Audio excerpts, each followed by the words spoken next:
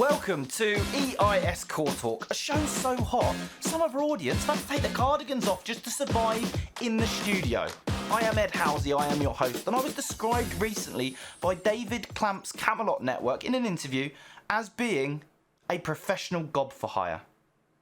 I am mortally offended by this statement.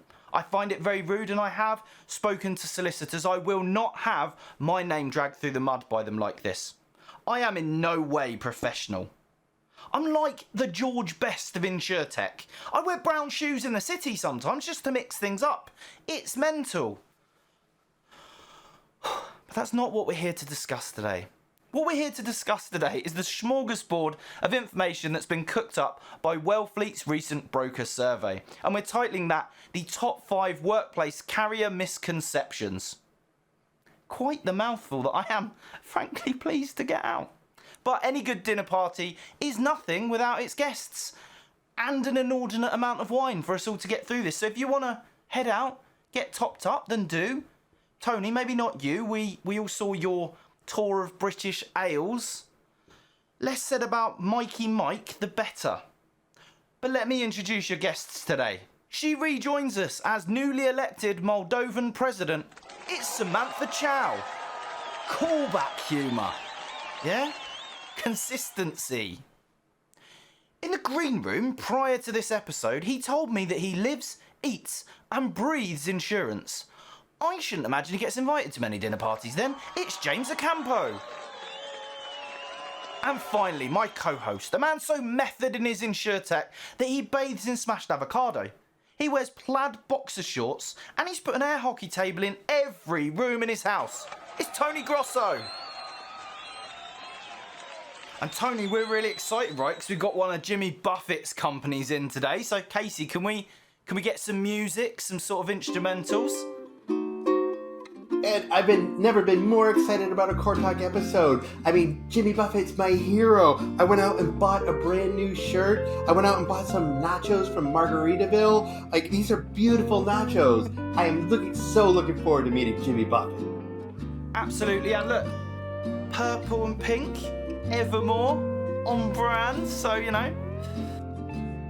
Guys, you know we're talking about Warren Buffett, right? The Oracle of Omaha? It was Berkshire Hathaway that bought Wellfleet's business, not Jimmy Buffett. Oh. But we can still finish the drinks, right? James, we should probably take a cut there.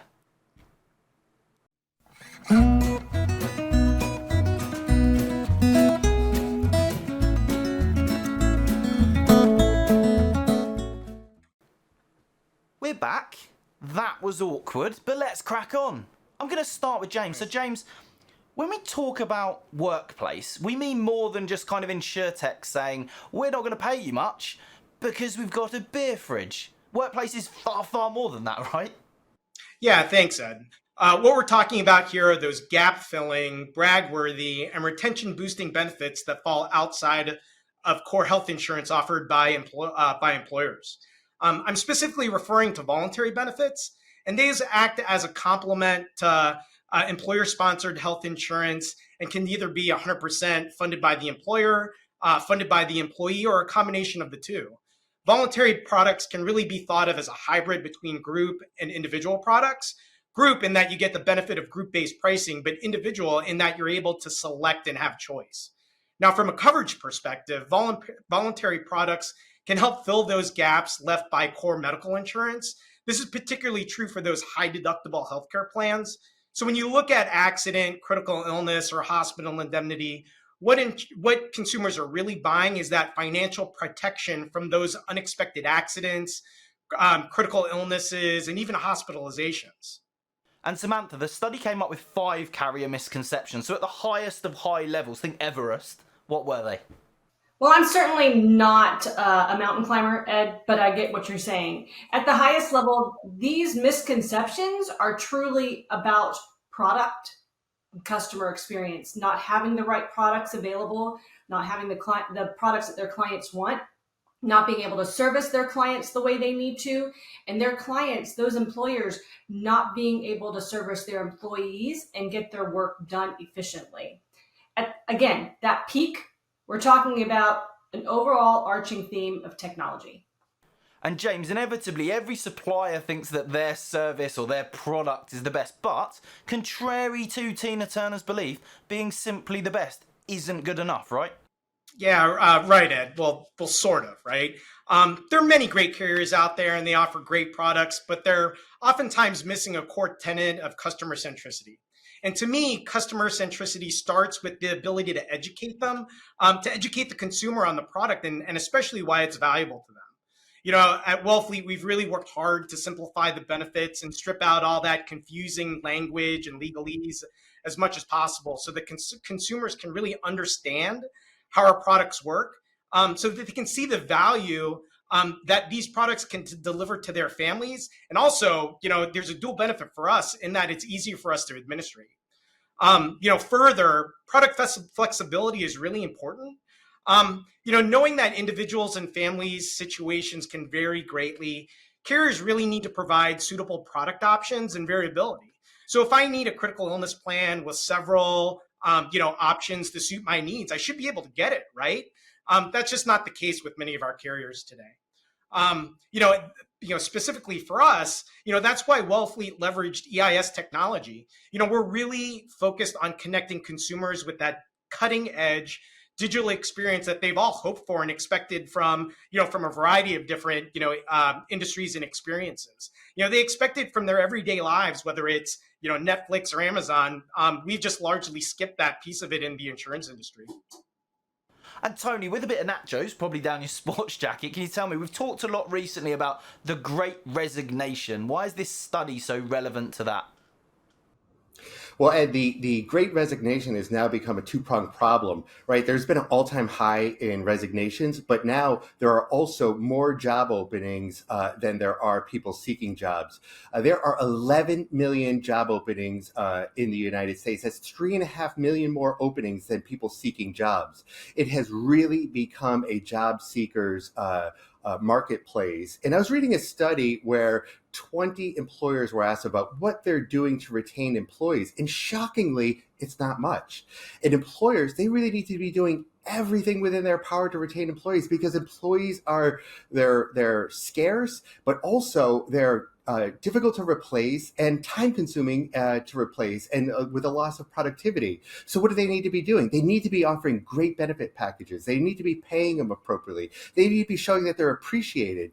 But where Wellfleet comes in, and from this study, is what are those benefit packages that people and employees and people want that are going to differentiate from other employers so they can help retain. And that's really one of the great, beautiful things about workplace benefits, is providing employees with the coverage and protection that they want and they need in a really flexible manner.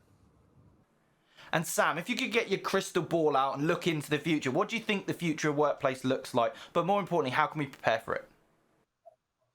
The future of workplaces now, Ed, employers are really having to up their game. Tony talked about the Great Resignation and how we need to be competitive in this market in order to retain talent and to attract new talent.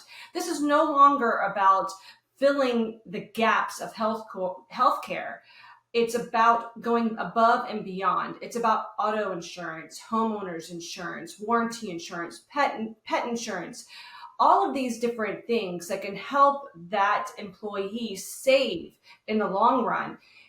And it's because these employers can't offer more income to these individuals. They can't offer any more vacation or work from home. Those are table stakes as it is today.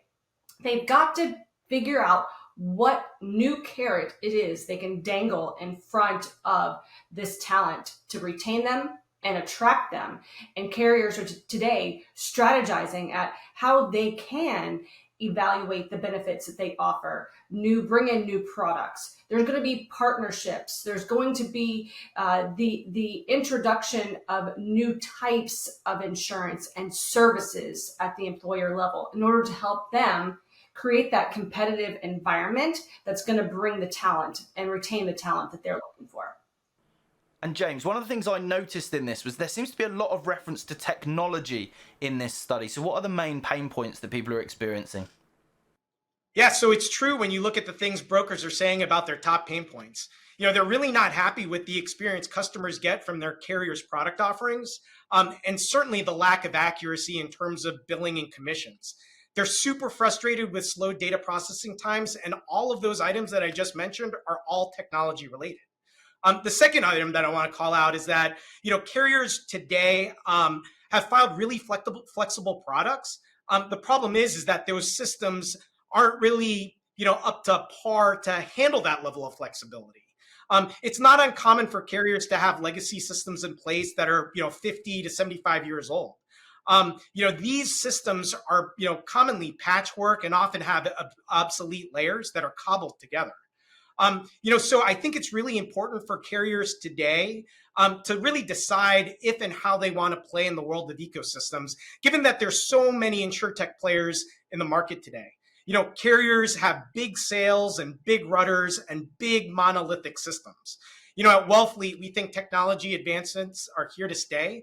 So we're really deliberate about integrating with third parties, to streamline the experience for our brokers, partners, employers, and certainly employees. That's another reason why we've partnered with EIS. We believe that their cloud-based, API-driven technology allows us to customize those solutions to deliver really streamlined processes, including data exchange, certainly in near real time to our partners. I think, that what the survey showed with us was that, how technology is being used today, it's supposed to make things easier for the brokers, the employers, and certainly the employees, but largely it's failing them. Hey, James, everybody's talking about customer centricity. It's almost becoming a buzzword, and I've seen a lot of situations where carriers have this really great buying experience and then they drop the customer afterwards. But it's really the afterwards that matter, in those moments that matter when the customer needs somebody. That's really where customer centricity comes in. Oh man, Tony, now you're talking my language. It's a shame that too many companies out there are luring customers in with a really nice digital purchasing experience and then abandoning them after the sale. It's almost a bait and switch of form without substance. For us, service is Wellfleet's DNA. And what I mean by that is that, for 25 years, we've started in the business as a third-party administrator. So, we've really fought hard for our customers and developing a real expertise when it comes to servicing. And it's not just about claims for the employee. We're talking about bringing that next level of experience to employers and brokers too.